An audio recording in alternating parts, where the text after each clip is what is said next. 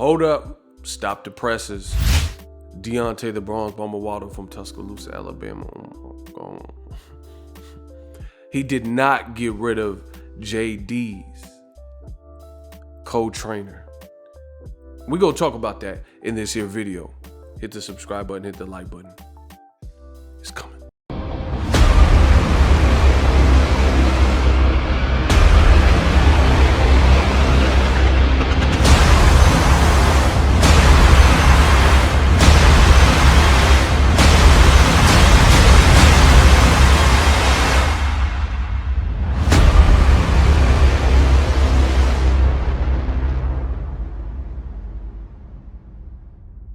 What up, Fight World? It's your boy Ego, and I'm back with some more boxing. Make sure you smash the like button. Also, subscribe to my channel for the latest and greatest in boxing.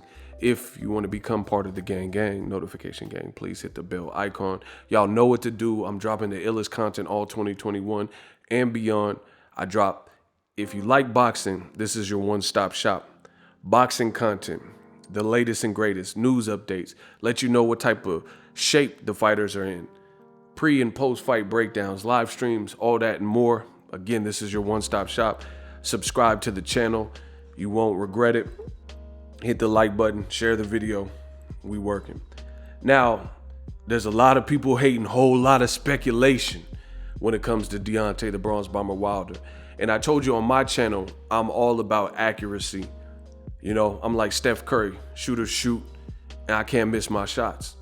So, you know, for one, I pull up to the fights. You know, I've been low just because of the pandemic, but y'all know me for traveling before that. And I got to run into these fighters and these trainers and stuff like that. So on top of who I am as a person, it's just like, to me, it makes all the sense in the world for me to provide you guys reliable information, you know, information that you guys can use on the channel. And that's my job. Wilder posted this. He said, an amazingly peaceful session with my brother and new trainer, Malik Scott. To this day, the rebirth, right? So a lot of people, when they seen Wilder posted this and they seen him working a lot with Malik Scott, they assume, and they tell you the reason you shouldn't assume is because it makes an ass out of you and me, but not me, because at the end of the day, I'm smart enough to go with the current, you know what I mean? I don't, and that's like a double entendre. I go with what's current and I go with the current. Just because Wilder said that this is my new trainer, Malik Scott, people just assumed that Jay Deas was out of the picture. Now, we do know that Wilder, it's been confirmed that Mark Breland is no longer a part of that faction and part of that team. But I never understood why people were saying that Jay Deas was removed, and Wilder never expressed any kind of beef or quarrel or releasing Jay Deas. People just assume this.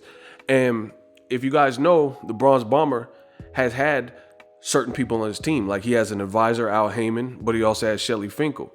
As far as his trainer, he had Jay Deas, and he had another trainer. So Jay Deas was a co-trainer and Mark Breland was his trainer. So I don't understand why, when he said he was teaming up with Malik Scott and he wanted Back in Blood, why people just assume that this meant Jay Deas was removed from the equation. I didn't understand it.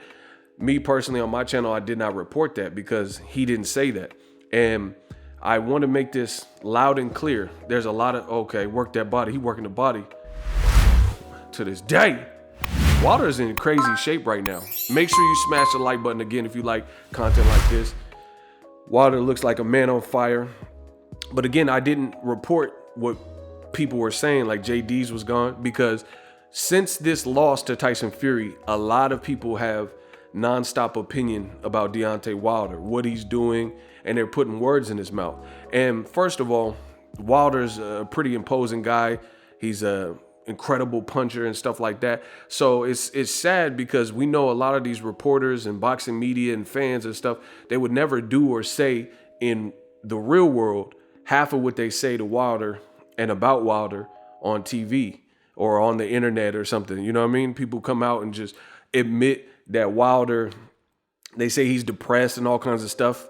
And then they also in the same breath say they haven't even talked to Wilder. So me, I told you, out of respect, me being a man of my word and stuff like that, I don't try to put out bad information. Malik Scott, I think this is a great pairing. The two have been friends. The two have fought each other in a professional bout. Wilder looks like he has great synergy, but just to confirm, Jay Deas is not out of the equation. Boom. You guys see it. That's Wilder. And that's Wilder's pad or whatever. It looks like he has a lot of big property. And you see Jay Deas going through the motions. Here's another angle for you guys. Wilder doing mid work, looking swole. Got the Everlast sponsor. You see Malik Scott, but boom, Jay Deas is right there. So they both want it back in blood. And again, you see Malik Scott and Jay Deas all working, all creating that synergy. So there you have it. Wilder got a basketball court to this day. Bro, his property looks huge in Alabama. You know, here's some more. Wilder working, got that right looking crazy. And you see Jay Deas in the cuts, observing and watching. Malik Scott's doing the same. So shout out to Wilder, both of his trainers. Jay Deas, he's still part of the team. So I wanted that to be very clear on the channel. I try to give you guys accurate information. What the hell? Try to give you guys accurate information that you can rely on. So if you look at right here, Wilder looks swole, man. He looks in shape. And I know some people, it's so weird the hate that Wilder gets. Some people say, oh, but this isn't a bodybuilding contest. For starters, we know no matter what shape Wilder is in, he's a puncher. So him being in shape is just an indication that he's taking it serious. And for those that are hating and saying it's not a bodybuilding contest, what about the fact that a lot of these same people constantly talk about Deontay Wilder's legs? You know, so if it's not a bodybuilding contest, why are people so concerned with Deontay Wilder's legs? You know, it's just the double standards don't make sense. I like what I'm seeing from Wilder. A lot of people hating, you know, you see people like Paulie Malignaggi saying he's going to look insane or look genius. And they're making this big deal about Wilder going for a rematch with Tyson Fury. I don't know what people believe about Tyson Fury. He can box, but people act like Tyson Fury is this Mike Tyson. I know he was named after him, but he's not Mike Tyson. You know, he's not throughout his career shown to be this one punch knockout guy. So I don't understand, but I can't wait. Malik Scott said the revolution will be televised and I can't wait. It's funny I say that and then I read this and Malik Scott saying the same thing. Keep that same energy. Either way we win. Glaze gla, which means eye for an eye and blood. I like the synergy that I'm seeing. This is Wilder's wifey. She's them muscles about to pop out my baby skin. Tay Jones says 2 times. Let's go. I'm liking this. And I really, really like Wilder's chances. For one, I think Fury did something underhanded in the first 2 Wilder fights. If you don't know what I'm talking about, look it up. The other thing is Tyson Fury is highly inconsistent. You know, he's an inconsistent person. He's never been known. You know, you got to ask yourself several questions.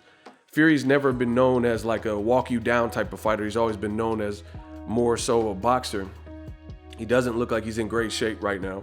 You see this video, and all of a sudden he switches his team, switches his gloves, and he's walking Wilder down like he's Rambo. Wilder's ears bleeding, his equilibrium looks bad, things like that. That just doesn't happen overnight. So I think Tyson Fury did something underhanded. So I think a lot of people, just like the Wilder arbitration, they're going to be in for a big shock because in their minds, they've already made it up that Wilder is inferior. So I think that also helps Wilder. I think 2 things have helped Wilder. One, he has no real pressure because according to at least what people are willing to say publicly, they haven't really given Wilder much hope in this particular fight. You know, people just saying, oh, Fury's so great and he's so good and he has his number. And, you know, people are saying he won both fights.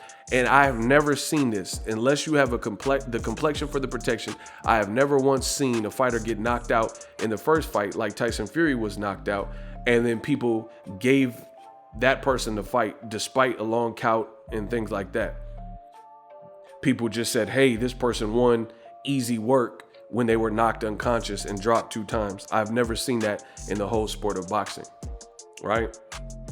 But we'll see. You know, at the end of the day, We're still waiting for the official announcement for the fight. Tyson Fury could say whatever he wants. He said Wilder's a cheesecake, and we'll see what the game plan is. The other thing is Tyson Fury, based on how he fought in the first fight versus how he fought in the second fight, were totally different. So even if you didn't believe Fury cheated, which I do, you have to admit Tyson Fury's game plan was so different. So at the end of the day, Wilder knows and can strategize, and his team can strategize for a game plan that is a boxing Fury or Fury who's going to try to come forward and put you on the back foot. So sometimes people in boxing can be caught off guard, So whether you believe in Glovegate 1 and 2 or not, you still got to give a person an opportunity to make adjustments. But for whatever reason, the boxing game hasn't done that to Deontay Wilder.